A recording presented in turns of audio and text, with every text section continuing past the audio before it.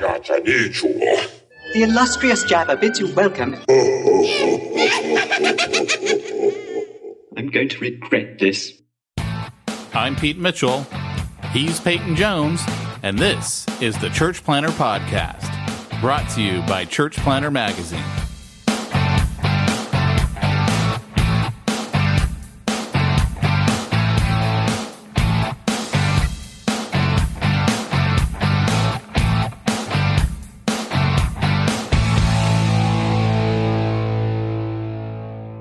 Hey, Church Planter, this is Pete Mitchell. And this is Peyton Jones. With tweeting birds in the background. Can you hear that? Oh my gosh. Can you hear the nail gun? Oh, is that what that is?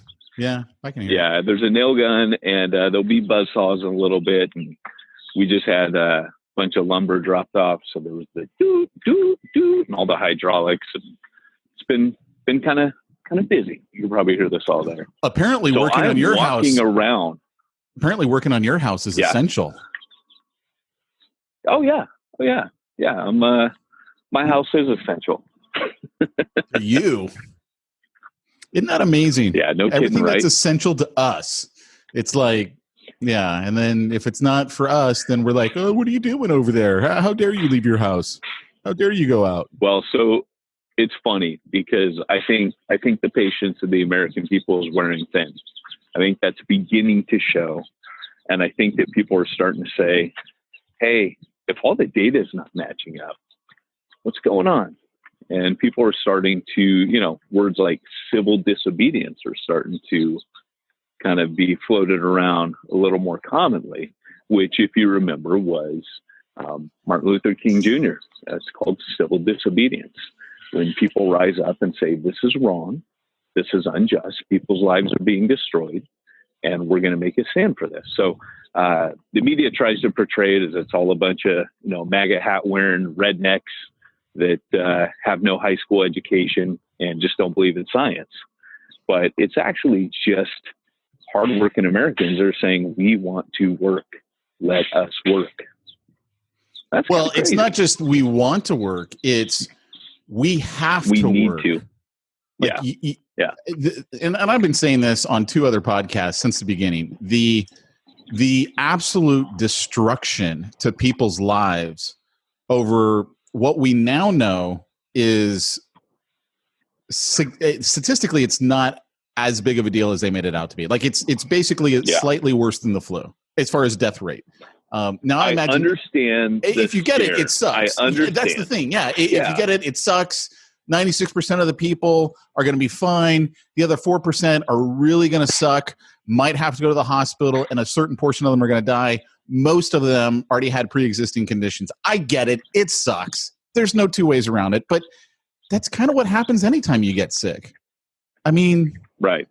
You have an immune compromised condition. You don't want to get anything, not just COVID-19, right, but literally anything. You want to stay away from it. Right.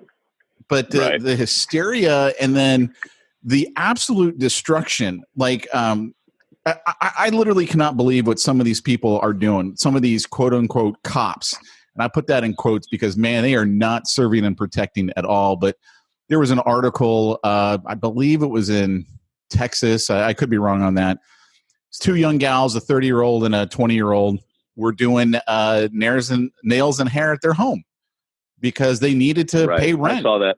And it's like an undercover cop goes and arrests them for working at their home. Like, this is not, this has nothing to do. Law? There's no law, right? I mean, there's actually no. There are so many ways that they can spin it because there are so many thousands upon thousands upon thousands of laws. They can get you for something. It doesn't matter if what you did actually broke a law. They'll find something. And that's unfortunate. I mean, there have been books written on this that the average American commits 3 felonies a day and doesn't even know it. Right. Because they literally just write laws. So if they have to, they can go nail you for something. Really? Oh, yeah. Wow. I've been living in a bubble. Well, it's part of that, honestly, is because you're not a minority. Like, you want to know who really gets nailed by this crap? It's minorities and poor people. Yeah. because I mean, it's open season on them. It's unfortunate, but that's just the facts. Yeah, no, I could see that. I mean, there is definitely a different justice system for whites and non-whites, for sure. Yeah, I mean the haves and the have-nots. I mean, that's really what it comes down to, more than even, I think, black and white or national or ethnicity. I should say it really is the haves versus the have-nots. If you have resources, you probably dress a certain way, you probably look a certain way, and that gets you out of a lot of situations. It's funny because, and this is, guys, this isn't the actual place that Peyton wanted to go with this podcast, but man, I've already gotten into it. Real quick. Hold that. Let's tell them what the title is. Go for it. The title today, guys, our whole thing is for the church, where, obviously we do smack talk, and I was saying to Pete earlier, we were late to the party. Pete goes, you were late to the party. So as I've been out writing this book, I've not been around to really speak into this. And so what we want to do today is talk a little bit about where we've been, where we are, and where we need to go as a church. And that's what we're going to do today. But Pete, continue. No, I was just going to say a good example of looking a certain way and people treating you a certain way. Where I live, one of our local cities has passed I don't know if it's a law, an edict, a rule, whatever, because it's a city, it's not county or whatever, that you have to wear a mask to go into any store. If you're an essential employee, you have to wear a mask, and if you go into basically the grocery store. So where we live, that's where we shop, is in that city, because those are our local shopping stores. And so I won't wear a mask. I mean, to me, it's absolutely ridiculous. The science has already shown it doesn't do a thing. It's just this perpetuating this false sense of security out there for people. So I won't wear one. So they won't let me into the store. So what I found is I do the bandana thing, and I put the bandana around my neck, not around my mouth. Right. It's around my neck. And literally no one hassles me. And I can go right into the store. And Jamie goes, I think it's the way you look. And it's true, because the way I walk in there is like, you want a piece of me? You want a piece of me? And everyone just lets me go. And literally to this day, no one has said a word to me. But if I didn't have the bandana around my neck, then they would. It's so funny. It's like, it's around my neck of all places. But it's that perceived, well, he looks a certain way. He looks like, he might give us trouble. Just let him go. Who really cares? Just let him go. Right. Yeah, I wear it, and but I'm starting to now feel like, we're kind of probably in a place, and I know people are the panic still abounds. Like, no, man, you're gonna damn us all. You're gonna doom us. Don't lighten up. And the reality is, it's kind of like, look, we were trying not to overload the healthcare system at work. And then people try to fearmonger. No, but we will. For those of you that don't know, Pete and I know people who work, and I'm sure you do too, listeners who work in the hospitals. Two people I'm connected with have said there's no one there. The hospitals are that one person that I know got furloughed. That's several a mutual that I know. acquaintance we have. Yeah, several of them that I know. And another friend of mine just got laid off, who's been at this hospital for years. They can't pay because nobody's checking in. They've pretty much limited all healthcare right now. And so if you can't do something via video, they've canceled all appointments. Well, people forget that hospitals are not a charity. They're a business. So also our healthcare system is also being crippled right now. And, I'm not a conspiracy theory person. It's not but when you look at how much is getting crippled right now, it is scary to think that the government has it. We all know the government's always had this power, just doesn't exercise it. But this is the power that the government has to bring everything to its knees. And so what you're able to do, what happened after World War II, both in Japan and Germany, is you're able to literally write a blank check for whatever you try to build next. And it feels to me like there's a reset button that's being pushed right now. And like I said, I'm not into conspiracy theories. I'm just looking at the effects going, if I wanted to reset everything, this is exactly what I would do. Yeah, it's scary on so many levels. And the other thing too is, I mean, I've gotten into this with several different pastors online, and because you know who I'm connected with online, and I'm not in any way quiet on this issue. Anybody who sees my Facebook, because to me this is like I'm looking for my kids. I'm looking at them going, this is not the world I want them living in at all. Right. And I hear of so many people who are losing everything. I mean, my wife's been laid off. Her industry is not coming back when this thing is done. She's an ice skating coach. People aren't going to start ice skating again after this. First of all, they're not going to have the money. And secondly, there's this fear, this huge fear that's out there. They're not going to go back into public places like that. So her industry is a year to 2 years away from coming back. I mean, it's like, and I'm looking at that going, okay, but we're still in an okay spot. My business is still moving along. I mean, it's totally down because all my clients can't go to work. I mean, so it has this huge ripple effect that goes through everything. And then when I see people out there going, well, Romans 13, we must obey our overlords. And I'm like, no, okay, if you're really going to follow Romans 13, then you follow the law that God's given our land, which is the Constitution. They're not following it. So we have to fight back against that if we're going to follow Romans 13. I mean, but there's so much fear out there, and it's the fear that's driving everyone's decisions. And I get it. I mean, I get it. It's scary when you can't see this enemy. You can't feel this enemy. And literally every time you turn on the news, it's somebody telling you how bad this enemy is. There's huge fear. It's unbelievable fear. And I get it. But at some point we have to just buckle up and go, all right, well, that fear needs to be put into check because there are people who are not able to feed their kids.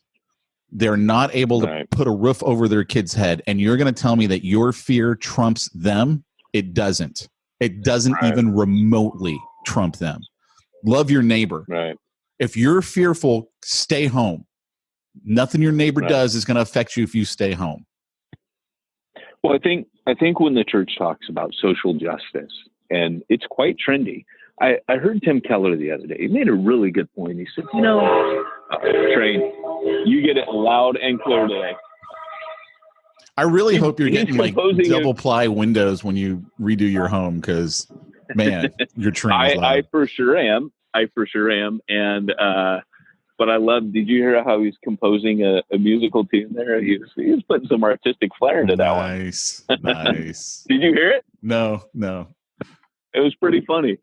So, anyways, So going back to Tim Keller, got to sit in on the Q conference the other day, and he made a very profound statement. It was very how do I put it? It was an indicting statement. Let's put it this way. He said, many of the younger ministers coming up right now are speaking about social justice. And by the way, he's all for social justice with the gospel, but he goes, they're speaking up about social justice issues, but selectively.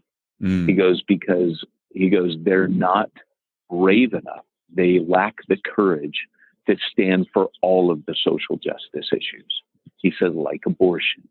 And he started listing off a couple things that if it's not PC, the leaders of today do not speak up for it. We've lost this prophetic sense. And this is coming from Tim Keller, who is very intelligent. He's not a MAGA hat wearer, but he's saying, look, if you really want to think of yourself as, the advocate of social justice, then you have to speak up. You will alienate people, for sure. The gospel, by the way, alienates people. Jesus said, I came to bring a sword in division. And I know that, we're not looking to divide the body of Christ.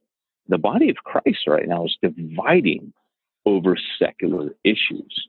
In the early church, they were dividing over Jew, Gentile, and they were dividing over things like food sacrifice to idols.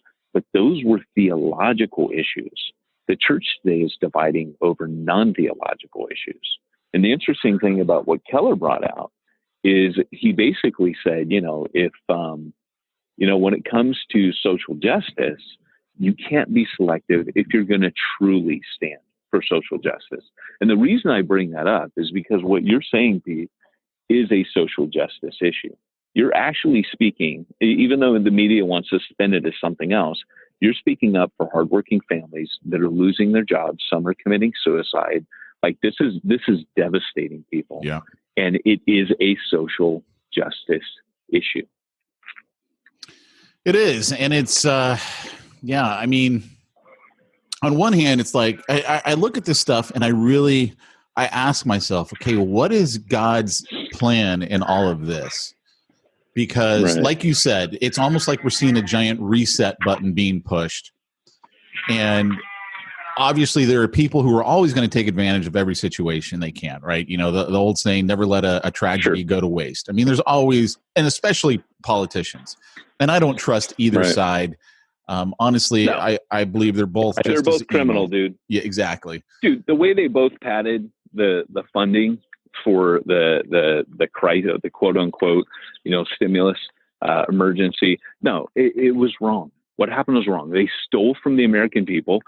I'm telling people, hey, we're paying for that. Just so you know, you're going to see that in your tax payments in future. That's not free money. You will pay for that over the next, probably the rest of our lives. We'll be paying, and the taxes will go up like never before. And this was an excuse to get them up there. Yep. Yeah. And, but at the same time, it's like, okay, God, first of all, it's not a surprise to God. God knew what was coming. Right. God knows what's coming still down the path that we can't see yet.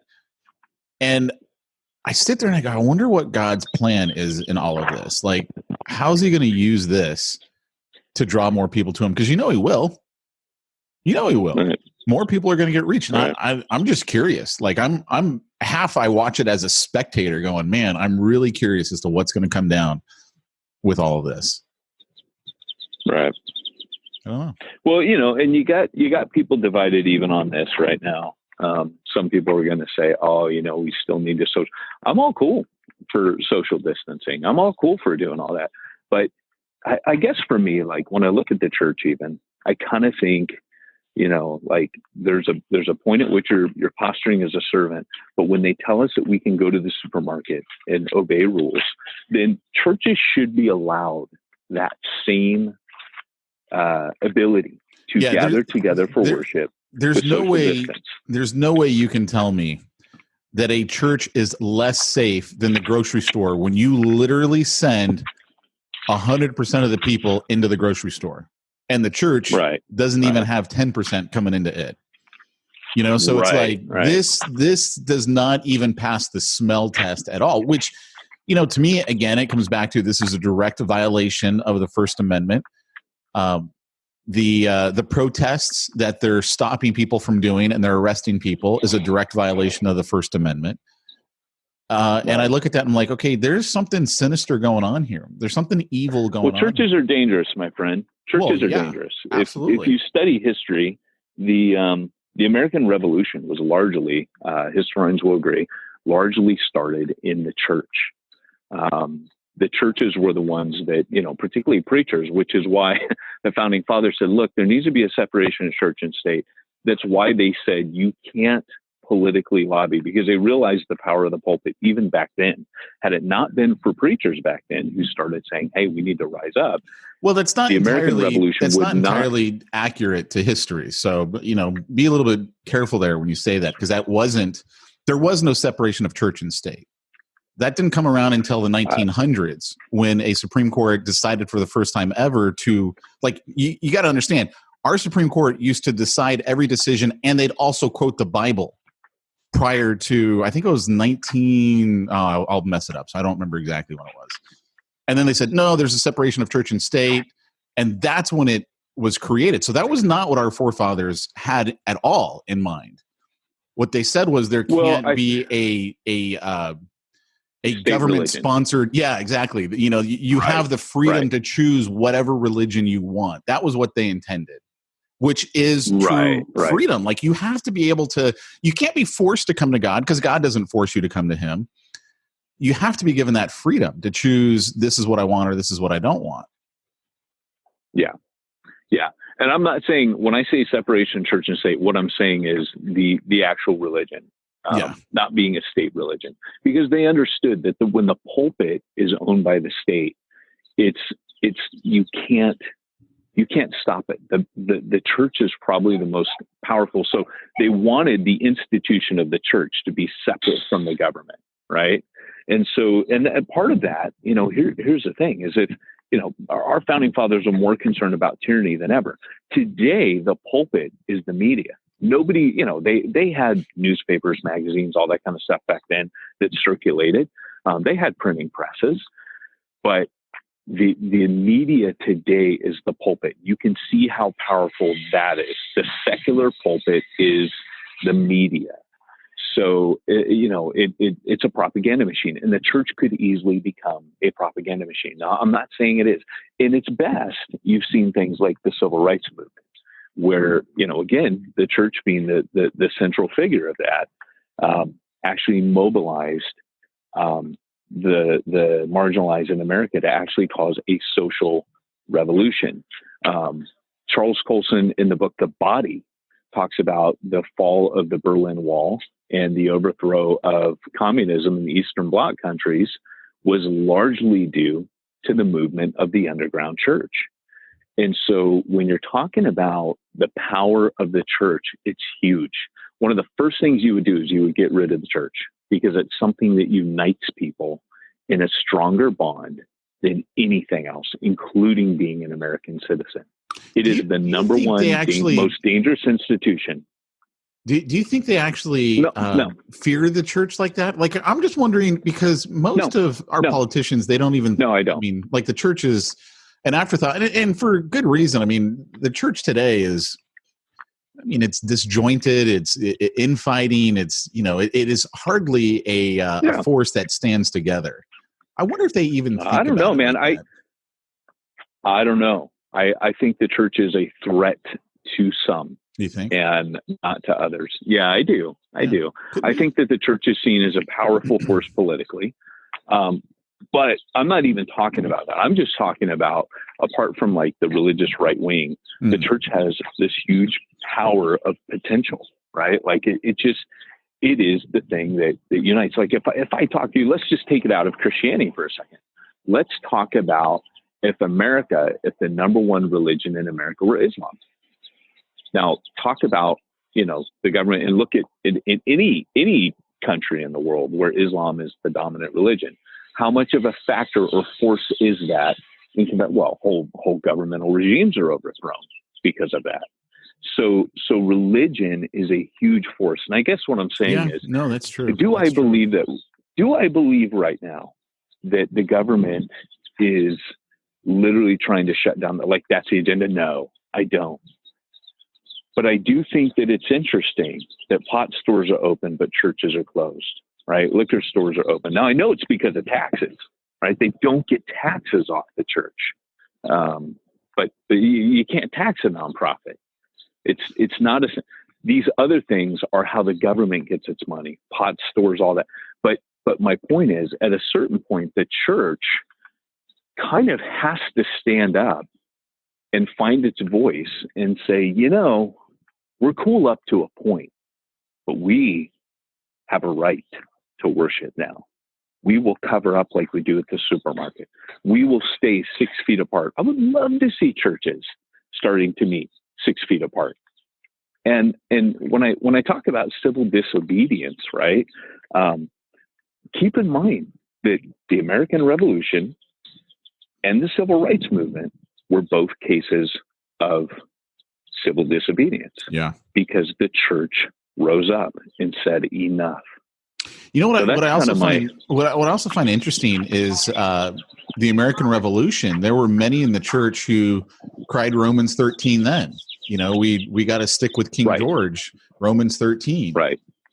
And I don't know this. Maybe you do because you're much more of a historian buff. But in the early days of Hitler, a pop historian, not anything sophisticated by any means. I wonder, did the same thing happen in the early days of Hitler with the church? Was everyone like, no, yes, we're protecting people. We're, it's safety. Yep. Because that was the whole thing with putting Jews in the camps. We got to look out for everyone. And I'm like, man. Well, the first thing that Hitler did is he took over the church. He nationalized the church. So Bonhoeffer was a dissenter. He came to America. Some of you probably know this. He came to America. I think it was to study. And after being here for about 6 months, he felt convicted, like, this isn't right. I've escaped everything and I have a duty. I have to go back into the thick of the storm and make a stand. And so perfect example is Bonhoeffer. Oliver Cromwell, who was an English Puritan, who the same argument between, Charles I and who they beheaded. They overthrew the monarchy, established parliament, but Cromwell was a very strong Christian. And the Puritans, again, they had a nationalized church, still do. But at that time, everything was Catholic. And of course, they were Protestant, they were Calvinists, and they were like, hey, this isn't right. Like, if God's going to be represented, the king is not, if he's a Catholic, this was according to them now, if he's a Catholic, he is not God's representative. God's being misrepresented. They felt it was a cult. I mean, the Puritans thought that the Pope was the Antichrist. So for them, even though, we get really uncomfortable with the merging, and I do as well. Like, I haven't taken any of the stimulus money because I feel, don't want the government in my nonprofit pocket, my religious pocket. That feels really dirty to me. And I'm not judging any of you guys. I guarantee you it's a huge mistake for a church to take money from the government. Huge and I'm not judging any of you out there who did it. I understand. I get it. You got to pay your bills. I get it. But for me, something's checking my spirit. And again, I'm not a conspiracy theorist. Please understand. I'm not saying here there's this big, weird, the reptilians, the Flat Earth Society, or, nothing stupid. Hey, the moon is hollow. We found that out. The moon is hollow. It's a space station, brother. And so here's the thing, right? We're going to move to the Principality of Sealand. We're going to stake the but, going back to this, what I'm trying to say is even Cromwell had these arguments. People would say, this is Romans 13. And Cromwell gave some brilliant arguments for why that wasn't the case. And so I think that it's been so beaten into our head that the church at its best never gets politically involved, and the church at its worst has always been politically involved. And it depends. I would say the civil rights, which read any historian on it, it was a church movement. It happened in the pulpits. There's a reason a minister was at the center of it, and that wasn't unique to Montgomery, Alabama. The fact is that the church can be a great agent of social transformation, of cultural revolution. And it was then. And it was based on scripture, and it was based on, it's when they took the Constitution, like the founding fathers, who said, hey, we consider that all men are created equal. There was just the very creation of them. They appealed to a higher power than the king, and that was God, the God of the scripture. So we have to remember that sometimes some of the best things happen. And I remember being in seminary class, and they asked, hey, they talked about, Constantine. Constantine pretty much just a lot of good happened with Constantine and a lot of bad happened with Constantine. And I remember my seminary professor, he presented all of the pros and all of the cons. And at the end of it, he said, Constantine, good thing or bad thing? Go. And man, I'm telling you, that was one of the most robust discussions we've ever had, because there was no right or wrong answer. There was no black and white verdict. It was like, there's a lot of good that came out of him and a lot of bad that came out of him. And so when you're saying, I just wonder what God, you know what I'm saying? Like, yeah, I'm with you, Pete. I agree with Pete. Is that going to be another soundbite? I know, right? And I said it sincerely. Did you hear that? I heard it tongue in cheek, but that's all right. I'll take it any way I can get it.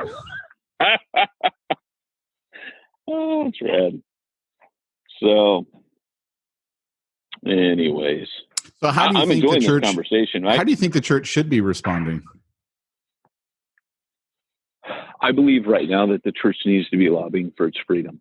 And I think, kind of like how people are protesting, I now believe I'm starting to shift my view. I'm now starting to feel it's time for us now to be saying, we did what you asked. We served the community. We will continue to serve the community, but we will meet. We will meet 6 feet apart. We will meet with masks. We will have hand sanitizer. We will do everything you have asked to protect people, but we will meet. That's where I'm at right now. Right. Yeah. No, I definitely think. And I wasn't there a week ago. I got to tell you. Yeah, no, a week ago I was like, okay, we'll wait this out and just keep watching the statistics and the reports and the figures, because we still don't know what we're dealing with. And I'm starting to feel like, yeah, we know what we're dealing with now. And I feel the really curve has been flattened. I feel really proud to be the lone voice in the wilderness that's finally been proven right. This is amazing. This is amazing. Well, this has always been in the back of my mind. Don't get me wrong. Like I've always had this in the back of my mind, but part of me is starting to feel like, okay, like nobody wants to be the butthole that brings the disease and plague back on everybody. Like, and everybody's afraid of that. Everybody's afraid to be that. But I believe that when we get a little further down the line, let me put it this way: almost everything I said on the Ministry Ninja podcast, that I went, if millions of people die, I don't want this thing live. So I pulled that. I went to Barry and I said, hey, don't air that, because I'm hearing different reports every day. And what I said at the beginning was very balanced. It was from a medical perspective. Right. And it was, I just gave my insight. And it's funny because now when medical people are coming out and saying things, I'm like, okay, that's good. That's good. That's how a medical person thinks about this. But the reality is, brother, now I'm looking back going, what was right? And if I had a time machine, my prediction would be, there's going to come a time where people are going to say, we wished we had stood up sooner and said more sooner. Because right now, like, they opened our beaches a few days ago. The governor's going to close them, by the way. Now they've shut them.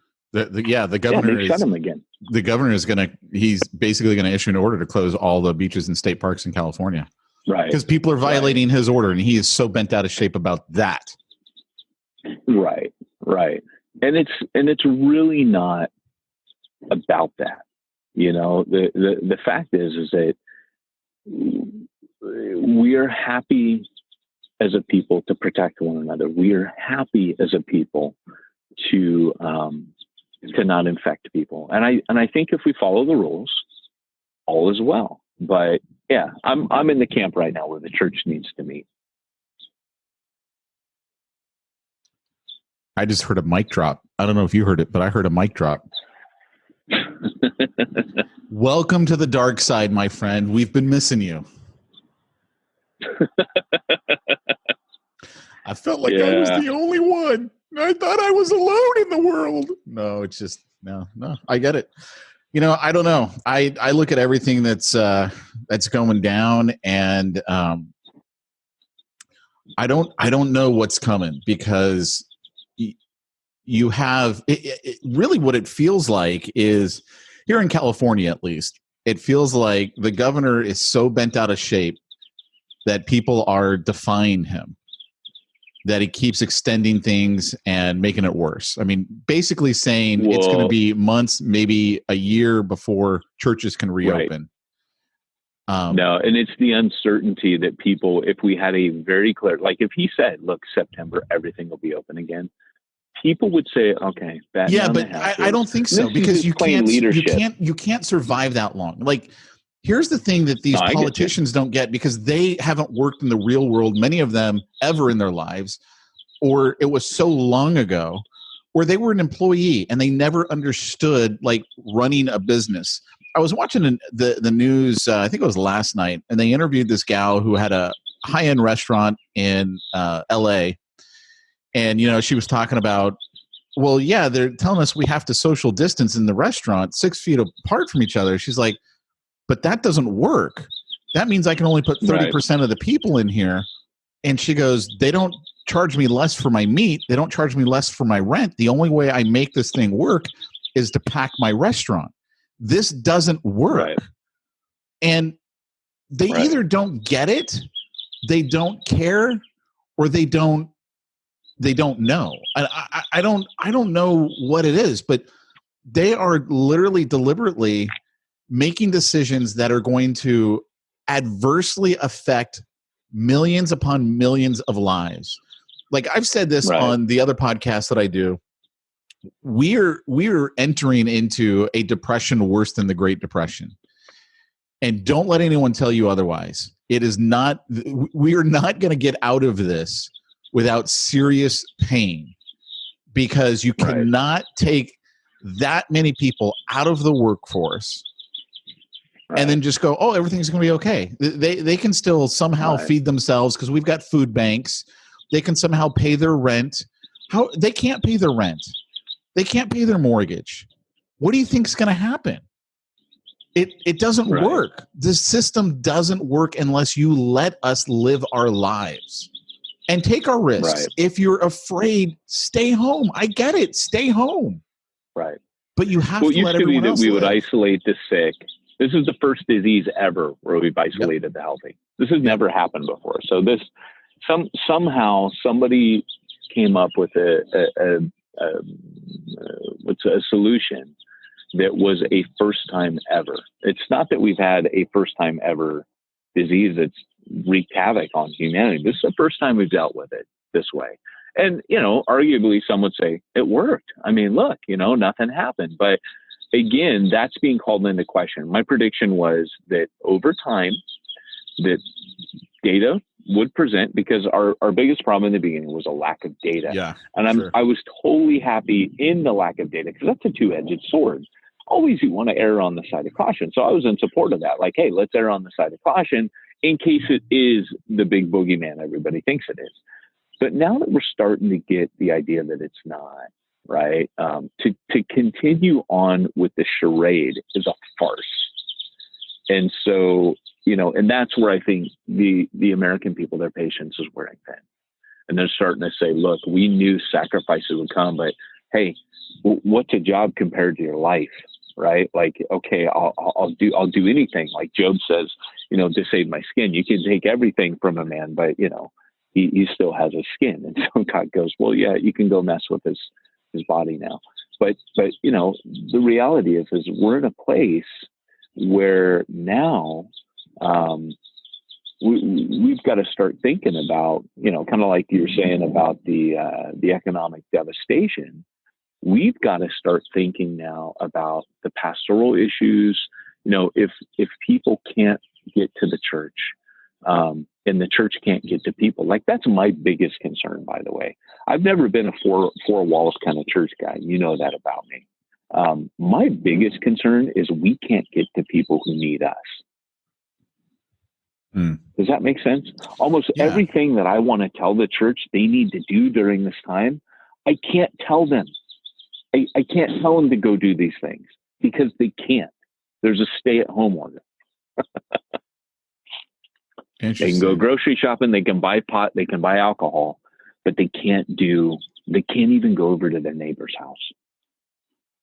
If someone calls the cops on you for going, they will come out and talk to you. I just saw a video from Wisconsin where cops were over there starting to bust someone because their kids went next door to play with the neighbor's kids. They had masks on, you know, but that isolation creeps in, you know, so you know, we're in a weird place, man. It's having a huge devastation on kids. Like that, it scares me for the future generations. You know, the way that Jamie and I are our kids basically right now think it's kind of like summer vacation, right? Because we take them to the park every day. When we find another family that's not, living in fear, we're like, dude, you want your kids to play with ours? Come over. We don't care. And they do. And if the cops showed up for me, I'd be like, get out of here. We don't talk to cops. Go. It's called the Fifth Amendment. Leave. Get off my property. I would not talk to them one bit. I would make them leave. And I would be willing to go to jail for that, by the way, because this is absurd. We've reached a level of absurdity in the world. But I look at Luke's friends, especially, right? Because his group is the 8-year-olds, right? So they're older than Mackenzie, who's the 5-year-olds, who were, in her case, she was TK. I mean, they were still so young. His best friend, man, I feel for this kid because the family is just freaked out. And the mom is an anesthesiologist, so she's in the hospital. So she's got that extra pressure, right, of daily updates on here's what Corona's doing and blah, blah, blah, blah. So she has brought that home and is, is scared for her family is the words that she told Jamie. And I get it. The fear is real. But I look at this poor kid and I'm like, man, like we rode our bikes by his house. And he just looked so sad because, he couldn't come out. And it was like, man, what is this doing to these poor kids? And one time they're at the park, Luke, Mackenzie, one of the other kids in the neighborhood who, the parents are like, whatever, this is all crazy.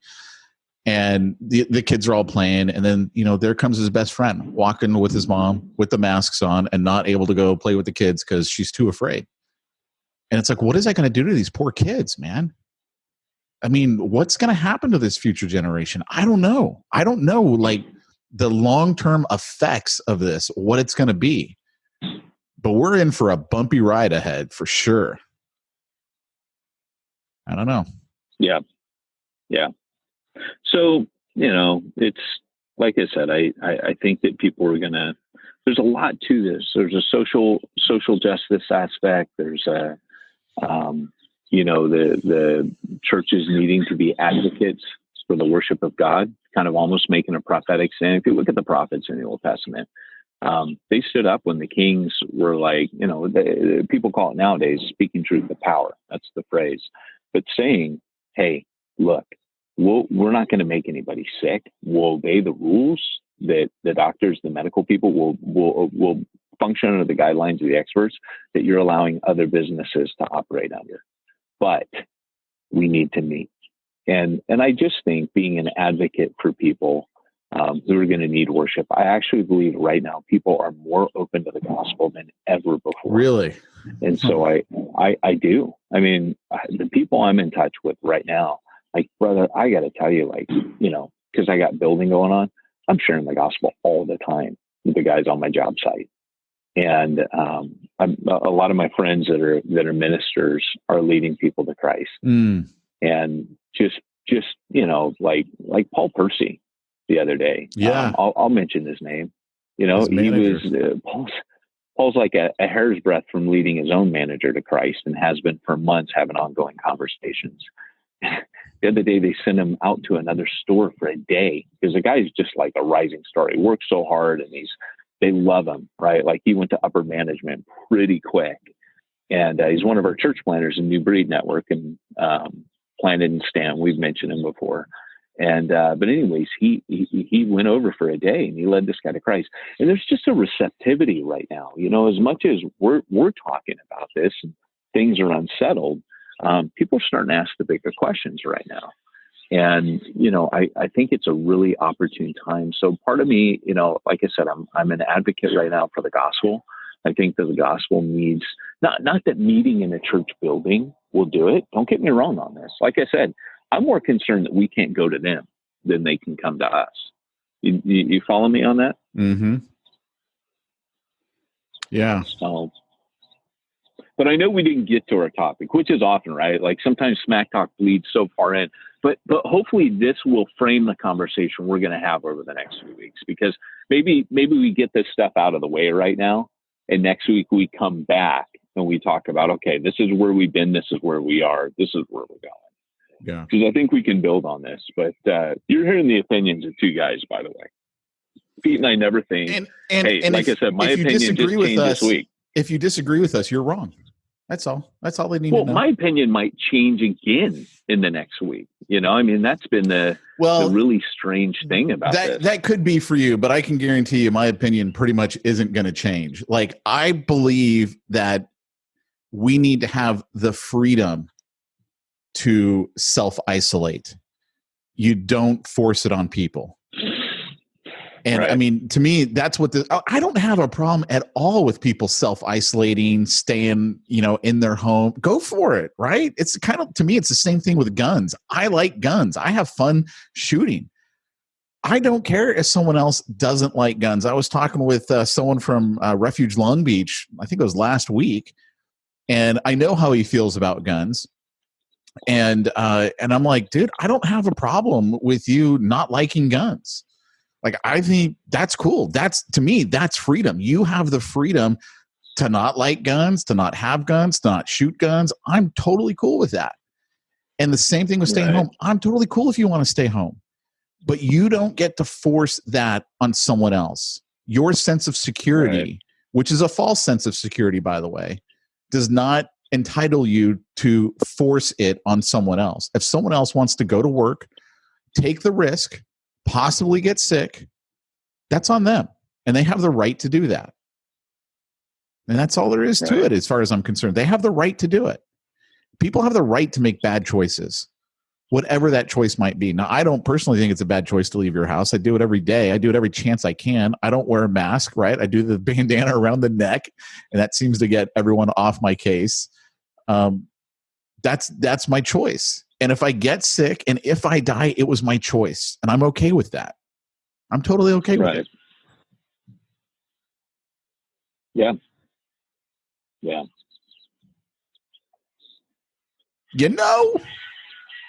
I do. So while you're doing all this self-isolation, Peyton. I was just going there. Hey, while you're doing all this self-isolation. I was going to bring guns into it for you. Go ahead. Oh, sorry. Who's helping you with, because you can't get into your church. Who's helping you with payroll and, that IRS compliance? And I don't even know if you're able to get tithe right now, but if you were, who would be helping you with all that? Well, Pete, because I'm a parrot and I like to just trendily say things that other leaders are saying, it's the new normal. Oh, jeez. Not like the church didn't go back to normal after. I mean, I hope it doesn't go back to normal. Don't get me wrong, but I hope it just gets out of the building more. But not like after the Spanish flu, like it ruined the church forever or anything, we must remember history that happened.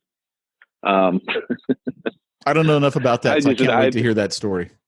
Well, when the last time we had this major flu epidemic, the church just went back to meeting as normal. So anyways, but all that to say, apparently these new leaders know that, there's a new normal, and maybe it's because we have the magical internet. But anyways, Pete, I screwed up our commercial again. Dang it. Really? Like they would expect anything else from us. I know. They don't even bother anymore. Peyton and Pete still doing that commercial. I don't know. I don't care. Who knows? That's what they're thinking right now. Yeah, who knows? So anyways, simplifiedchurch.com, Pete. That will meet all of your new normal church needs, including your keeping, payroll, even reaching out to the government for oh gosh, gotta stop. Somebody stop me. Simplifiedchurch.com. Nice. A little salty today. Dude, sorry about that. I live my life. Well, here's the thing for me, man.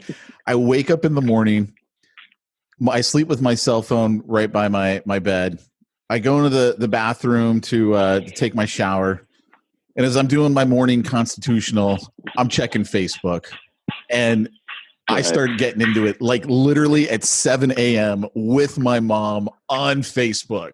Like, oh no, public, and I told Jamie that. She's like, no, already? And I'm like, yes, I was busting out the whole, not everyone's got their home paid off and has a pension. And, I'm just like, Like, oh, dude. So I've been salty like every day since March 15th or whenever this stupid thing started. Treat her right. Treat your mother right. Oh my gosh. Mr. T, I'm going to bust him out. It's Mother's Day coming. You know, it's time. It's going to make the rounds on Facebook. Oh my gosh. Well, hey, guys, this has been Peyton Jones and Pete Mitchell on the Church Planner Podcast, reminding you, if you want to reach ones nobody's reaching, you need to go where nobody's going. And live stream where nobody's live streaming. Yeah, live stream like nobody's live streaming. Oh, holly ding ding diddly. Did you stop recording? No, you gotta do the Ned Flanders. Oh. Do Ned Flanders. Oh, okay.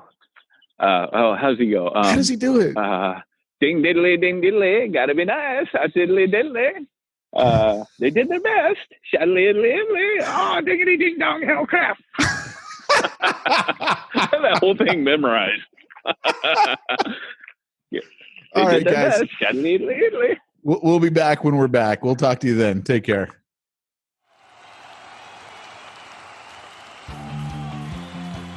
Thanks for joining us for another weekly episode of the Church Planner Podcast with Pete Mitchell and Peyton Jones. We'd love to hear your comments on this episode of the Church Planner Podcast. Visit us online and let us know what you thought at churchplannerpodcast.com. If you subscribe to us via iTunes and have enjoyed the podcast, leave us a positive review. The more positive reviews we receive in iTunes, the more iTunes will promote us to other church planners who would benefit from this show. This podcast is brought to you by the Church Planner Magazine, which is available in the iTunes newsstand or online via churchplannermagazine.com.